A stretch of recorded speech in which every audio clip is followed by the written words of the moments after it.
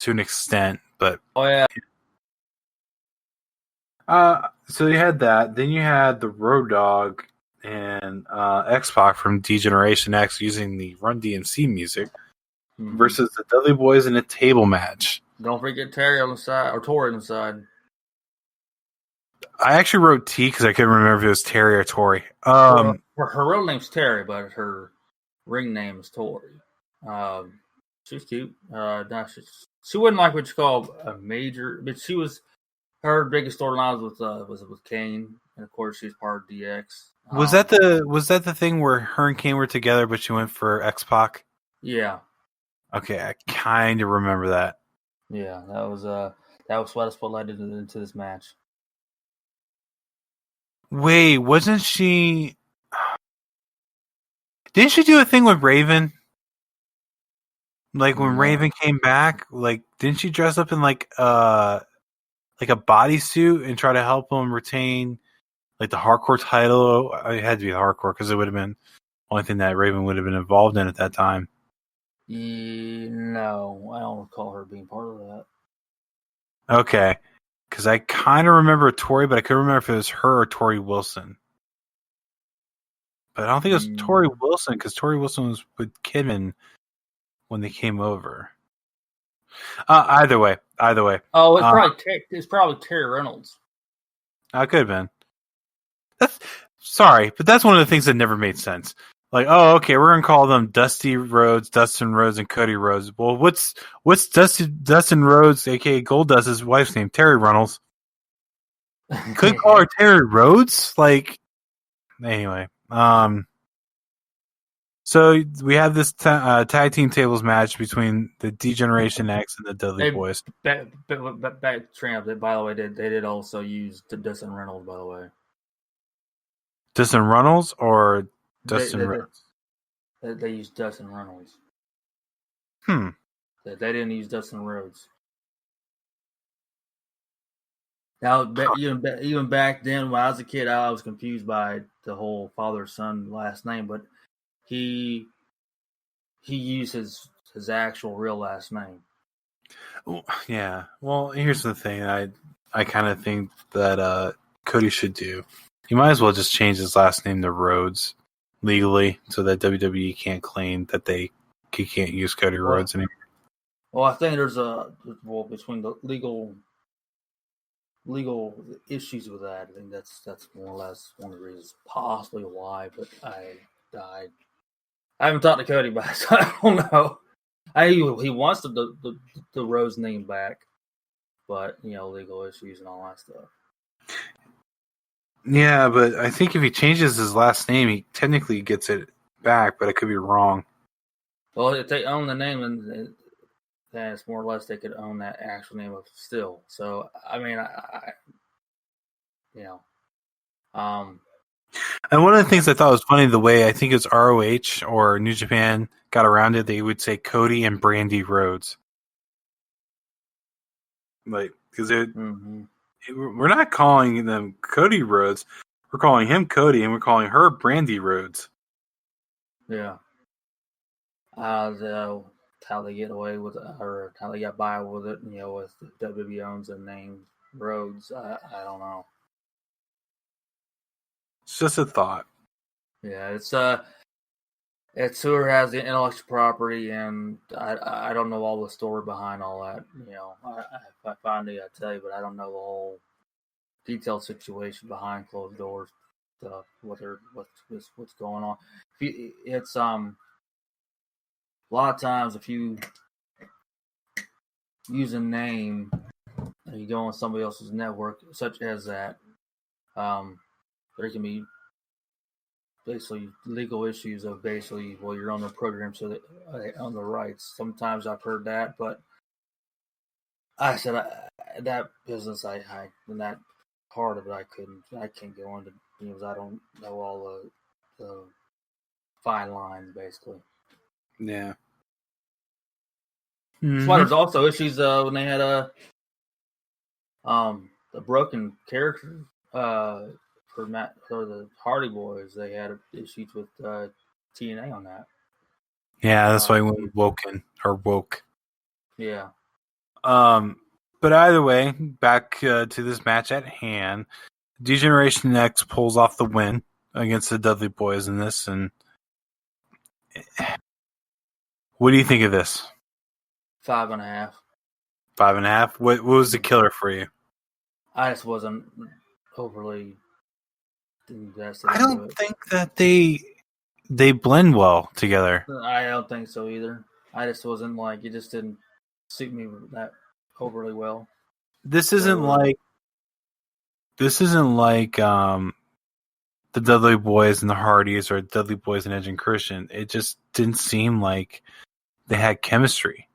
Plus, I never really seen the magic between Road Dogg and X-Pac. I just didn't see the tag team magic in it, honestly. No, they wasn't. It's nowhere near to the chemistry that they had with Road Dogg and Billy Gunn. Yeah, that's well known.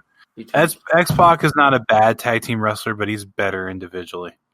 Yeah, I thought that when he tag teamed with Kane was a lot better. Right, and I will give him that. But at the times he was tag team with Just Incredible and Albert, it was not very good. That's why X-Pac and Kane worked. But being that X-Pac couldn't make it happen with other people kind of shows it's not necessarily X-Pac's strong point. Another example of that is Billy Gunn. Billy Gunn had multiple tag partners. Yeah. Through multiple different companies, and even with just the WWF alone, he had multiple tag partners. And he always did well. And I think that's more of a credit to Billy than it is to the partners that he had. Because you had him and Chuck Palumbo, you had him and Road Dogg, you had him and Bart Gunn. Actually, I think he only tagged with... Well, no, he tagged with R-Truth, too, as part of VKM. Didn't he? Voodoo Kin Mafia. Was there an R-Truth in Voodoo Kin Mafia?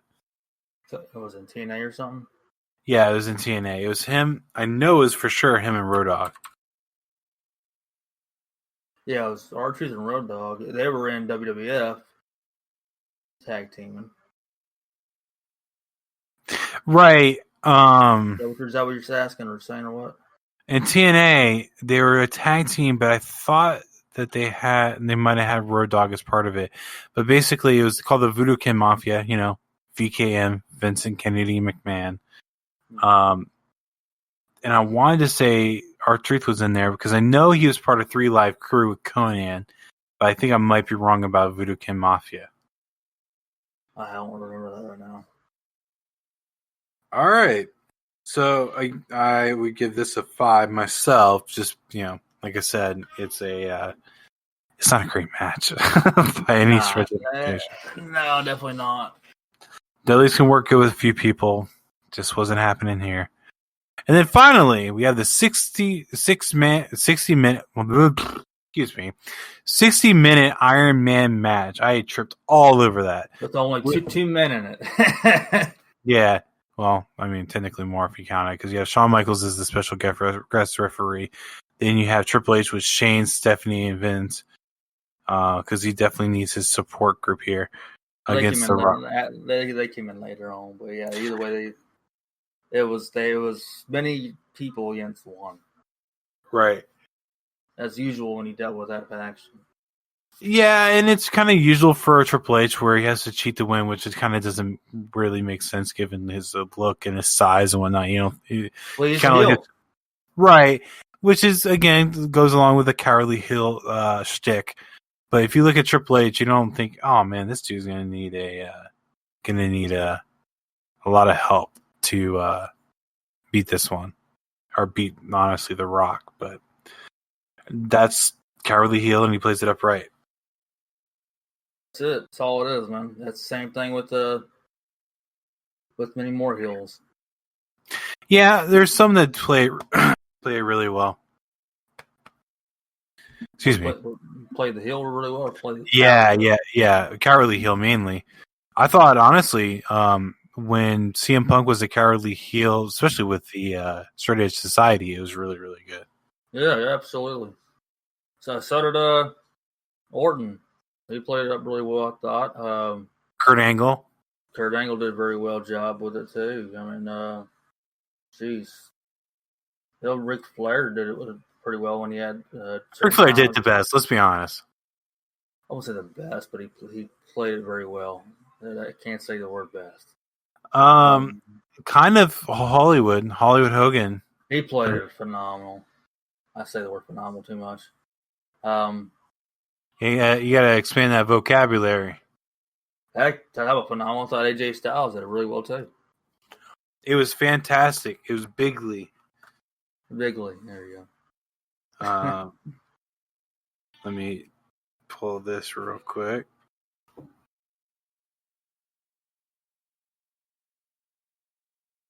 I like how this is an audio format, so you can't see what I'm doing. Well, obviously, we don't have a camera on. What are you pulling up?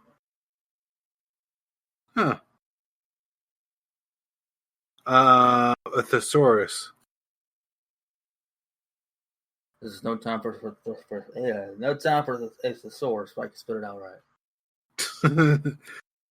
I was gonna give you different words to use for phenomenal. Oh God! But here's the best part. I'm trying to get to phenomenal. It only had phenomenon. All right, it was excellent. How about that? Excellent. Yeah, I was actually going to excellent, but apparently that's not in the thesaurus either. The source is wrong. It's like Rogets thesaurus. You can say it. No, I'm not saying that. What, Rogets? Yeah, I can't even say the source very well. Thesaurus is not an easy word to say. Personally, I don't know why any of the archaeologists dug them up. We could have just let the thesaurus be.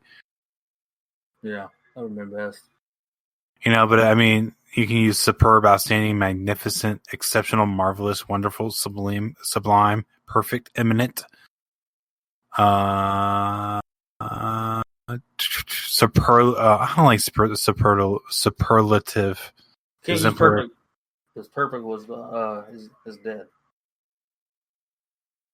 Well, I mean, why do you have to keep bringing up the past? Why do you have to keep on bringing up AJ Styles? You're the one who keeps bringing up AJ Styles with phenomenal. I said the word phenomenal. If you say phenomenal 3 times, you're going to bring him in. It's like Beetlejuice. Phenomenal. Here. All right. Phenomenal one. All right, let's go on with this thing. We like the banner. To y'all listening, as you know from our archives, this thing's still cool. In any case, we had the 60-man Iron Man match between Triple H and The Rock. Triple H. It should just be called Triple H and Friends. There you go. Let's do that. Triple H and Friends versus The Rock. So it ends up breaking up to a 6-5 between The Rock and McMahon. And Rock and Triple H. Man. What part? The way it ended. Well, because basically he's here. And Undertaker returns as the American Badass Undertaker. Yeah. That's not what pissed me off. It's pissed me off about the officiating. Well, okay, because there is something I wanted to bring up from this. I thought Iron Man matches are no DQ. I guess it depends on how they stipulate it. Because Triple H got disqualified for attacking Rock with a chair, but it was completely fine. They used the ropes for leverage, or referee, whatever. Yeah. And then the referee disqualifies The Rock to give Triple H the upper hand because the Undertaker attacked Triple H and Tombstone pile drived him with 1 second left on the clock. I am sorry, but I could have swore every Iron Man match was literally no DQ. You could use anything and everything you want. No, actually, I think about it. I think every single Iron Man match I've seen, that there's been DQs. Am I confusing it between that and Last Man Standing? You must be. Okay, that's completely possible. Because Iron Man matches, they had DQ. And now that I think about it even harder.